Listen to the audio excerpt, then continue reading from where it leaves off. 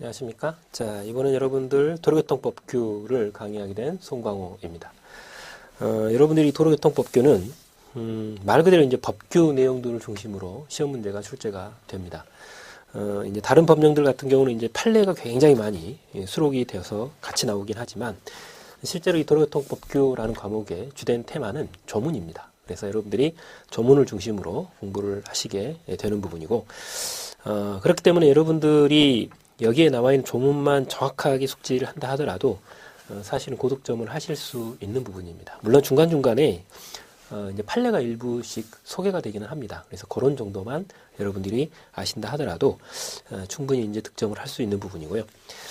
그리고 여기서 이제 또 하나의 부담이 되는 부분이라고 하는 것은 이 교재를 보시면 아시겠지만 교재의 반이, 지금 여러분들 가지고 계신 교재의 반이 조문입니다. 그리고 제가 강의를 하지 않는 그 부록 부분이 반이 바로 이 조문이라는 뜻입니다.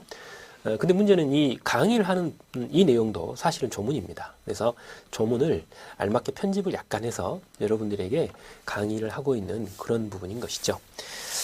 그리고 이 도로교통법규라고 하는 이 부분은 실제로 이제 이 도로교통법규로서 여러분들이 보시는 이 운전직이라는 과목으로 시험을 보는 이런 부분도 있지만 실제로 이 도로교통법을 시험 보는 부분이 또 따로 있습니다. 그게 이제 경찰직에 보시게 되면 경찰학 개론이나 혹은 승진시험에 보면 도로교통법과 관련된 교통정찰 부분에 시험 문제가 또 있어요. 그래서 이런 부분들도 사실은 배제하기는 좀 어렵겠지만 어차피 운전직으로서의 어떤 특징이 있고 조문이 가면 갈수록 좀 세세한 부분까지 출제가 되어지고 있기 때문에 되도록이면 꼼꼼하게 진행하면서 여러분들에게 소개를 해보도록 하겠습니다. 자, 그러면 여러분들 교재에 목차를 잠깐 보면서 OT를 겸해 보도록 하겠습니다. 여러분들 목차 맨 앞에 한번 표 보시겠습니까? 목차의 제일 처음을 여러분들이 보시면 챕터 1이라고 해서 총칙이 소개가 됩니다. 이 총칙 부분은 목적이나 혹은 기본적인 정의, 그리고 이제 아주 기초적인 어떤 설치 관리나 이런 권한들에 대해서 간단히 소개를 하고 있습니다. 물론 중간중간에 이제 예상 문제 혹은 기출 문제가 소개가 되어 있죠. 그리고 이제 이런 총칙 부분에 있어서도 정의 부분은 어느 법 과목이든 간에 상당히 중요한 시험 문제거리가 됩니다. 그리고 이 개념 부분이 어떻게 학습되어지느냐에 따라서 그 뒤의 내용들도 상당한 영향을 받는다라고 하는 것을 여러분들이 알고 계셔야 됩니다. 그리고 이제 챕터 2번입니다. 이 보행자의 통행 방법이라고 하는 이런 부분입니다. 그래서 말 그대로 이제 보행자가 통행하는 방법도 있고 차마가 통행하는 방법도 있는 그런 형태이기 때문에 먼저 챕터 2에서는 보행자를 기준으로 소개를 하고 있는 것이죠. 그래서 보행자가 이 보도나 차도의 중에 구분된 도로가 있다면 보도를 통행한다. 그리고 행렬을 하거나 도로를 횡단하거나 혹은 어린이 보호구역을 지정을 해서 사용하는 경우, 요즘에는 어린이 보호구역도 있지만 노인 보호구역이나 장애인 보호구역도 있습니다. 이런 것들이 어떻게 이제 운영이 되고 있느냐, 이런 것들을 보는 것이고요. 그 다음 챕터 3번을 보시게 되면 차마의 통행 방법에 대해서 소개를 합니다. 앞에는 이제 보행자였죠. 이번에는 이제 차마에 해당이 되는 거고, 차마의 일반적인 통행 방법, 그리고 이제 자전거가 안에 소개가 됩니다. 조금 이따 개념을 보시면 아시겠지만 자전거도 차에 해당이 되는 이런 형태로 우리가 보게 되는 것이죠. 즉 다르게 표현하면 도로교통법상 규제 대상이 된다. 자전거도 이걸 아셔야 되는 것이고요. 그 다음 차로, 전용차로, 그리고 우리가 이제 요즘에는 조금 많이 자전거를 이용하시기 때문에 자전거 횡단도가 많이 설치되어 있습니다. 이런 내용들. 그리고 통행 방법에 있어서 여러 가지 금지나 제약 조건들이 따릅니다. 그리고 이제 우선권이 주어져 있는 차량들이 있습니다. 그런 것들에 대해서 이 3번 테마로 여러분들이 공부를 하시게 되죠. 물론 이제 이 자동차를 운영하다 보면 정비가 잘 되지 않아서 정비가 극히 불량한 이런 경우들은 이 자동차에서 중에서도 정비 불량 차량으로 분류를 해서 우리가 점검을 하고 또 운행을 또 이제 금지하게 하는 이런 권한들을 가지고 있는데 그런 것들까지도 소개가 됩니다. 그 다음 챕터 4번을 보시게 되면 운전자 및 고용주 등의 의무에 대해서 소개를 하고 있습니다.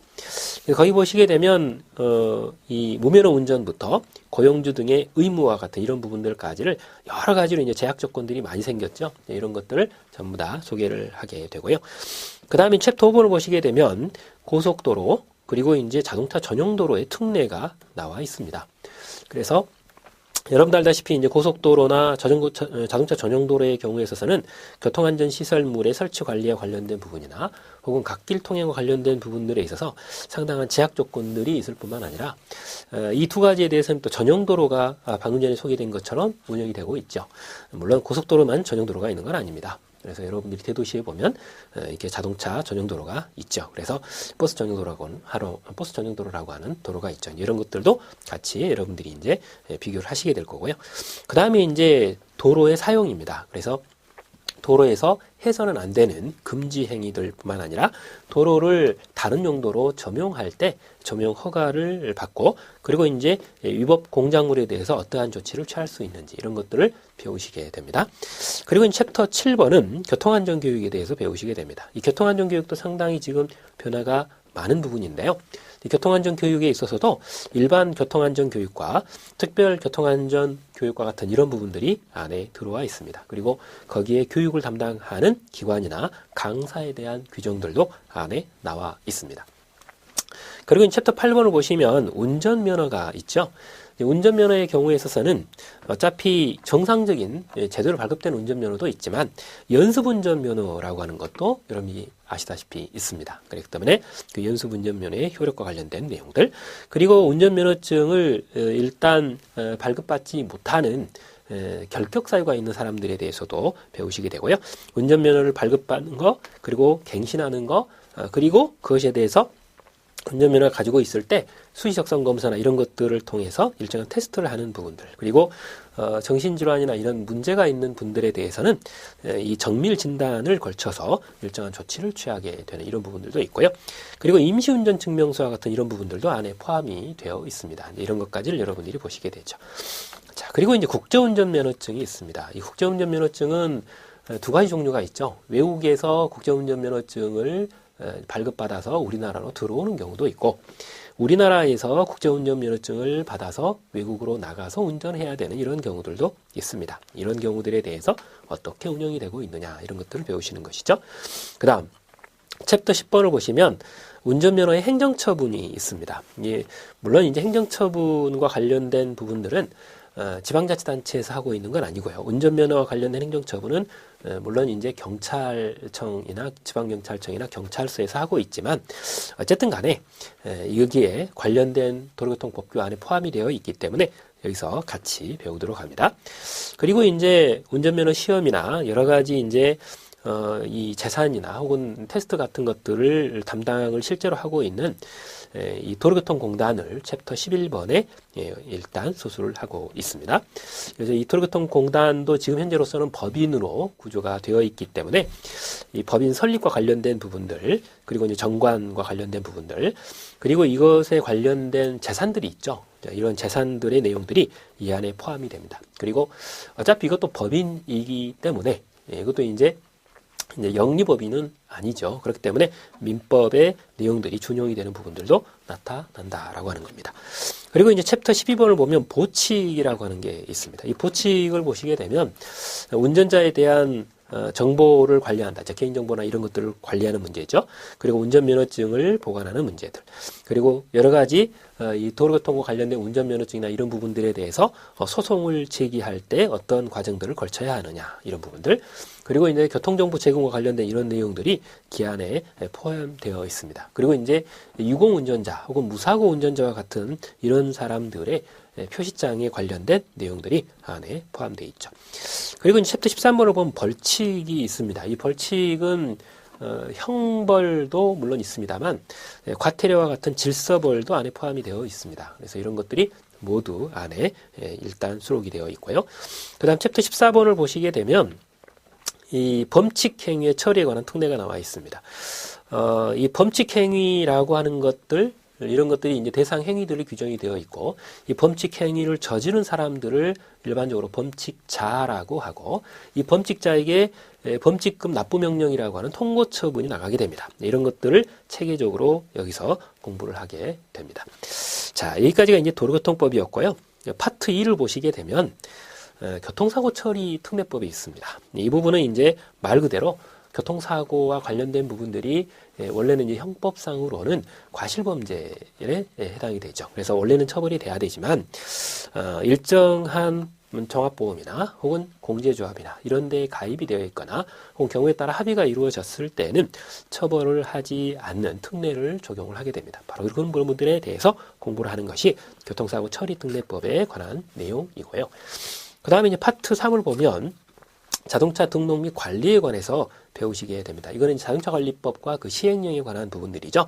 그래서 자동차를 어떻게 등록하고 검사하고, 그리고 차도 나이를 먹습니다. 그래서 차량 계산을 하고, 그리고 경우에 따라서는 이제 강제 처리를 하는 이런 부분들이 안에 포함이 되게 됩니다. 자, 이렇게 하게 되면 일단 마무리가 됩니다. 그래서 한 340페이지 혹은 340페이지 정도 되는 분량으로 이렇게 이론이 구성이 됩니다. 나머지는 기출문제 약간 하고, 그리고 이제 뒤에 부록이 붙어 있죠. 그래서 이제 법령들 원문이 소개가 되어 있는데, 여기서 여러분들이 하나 주의드릴 점이 있습니다. 제가 여기서 이제 강의를 한다 하더라도 이 도로교통법이나 이런 관련 법률들이 굉장히 자주 바뀌는 법령입니다. 그렇기 때문에 여러분들이 공부를 하실 때는 뒷부분에 나와 있는 법령을 이렇게 칼로 떼내서 이렇게 보시는 경우들도 있을 수 있고요. 그리고 또 시간적 여유가 되시거나 좀 여력이 되시는 분들은 국가법령정보센터 같은 데서 이렇게 관련 법령을 실제 원문을 출력을 하셔가지고 보실 수도 있을 겁니다. 근데 실제로 법제처에서 운영하는 국가법령정보센터에서 법령을 출력하면 굉장히 페이지가 많습니다. 그나마 이 교재에 수록되어 있는 내용들은 그나마 좀 편집을 해서 글자를 좀 줄이고 해서 이렇게 페이지를 좀 줄여서 수록을 하고 있는 내용이죠. 이렇게 일단 봐두시고요. 그리고 이제 여러분들 요즘에 휴대전화나 아니면 이 동영상을 보고 있는 컴퓨터가 분명히 있을 겁니다. 이런 경우들은 국가법령정보센터라는 앱을 다운받아서 일단 앱으로 일단 조문을 보실 수도 있습니다. 그렇기 때문에 여러분들이 공부를 하실 때는 언제든지 조문을, 가장 최신의 조문을 옆에 놓고 공부를 하시는 게 좋습니다. 제가 이 강의를 하는 동안에도 조문이 바뀔 수 있습니다. 그리고 당연히 이 강의가 완강이 된 이후에는 실제로 1년에 도로교통 관련 법령들이 한 4번 이상은 바뀌는 경우들이 많기 때문에 자주 바뀌는 법령입니다. 그래서 여러분들이 공부를 하실 때는 언제든지 법령을 가장 예의주의하시면서 굉장히 조심조심 보시기 바랍니다. 그리고 언제든지 확인을 해 주시는 게 가장 좋은 방법이다라고 하는 겁니다. 자, 그러면 여러분들이 여기서 이제 가장 중요한 건 조문입니다. 그랬어요. 그죠? 이제 중간에 판례가 막 나오거나 그렇게 많이 언급이 되는 부분은 아닙니다. 그래서 이 교재 안에 들어있는 판례 정도를 여러분들이 충분히 숙지하시면 되리라고 보고요. 언제든지 기준은 조문이다 라고 하는 겁니다. 그리고 자주 변경되기 때문에 그만큼 조심해야 된다. 그리고 바뀌는 부분들을 여러분들이 찾아서 스스로 바꿀 수도 있어야 됩니다. 그러지 않으면 여러분들이 이제 회사나 이런 데에 여쭤보셔서 이게 조문이 바뀌었는데 이 내용을 어떻게 바꾸면 됩니까? 여쭤보시면 답을 아마 드리리라고 봅니다. 자, 그러면 파트 1부터, 즉 도로교통법부터 여러분들에게 시작을 해보도록 하겠습니다.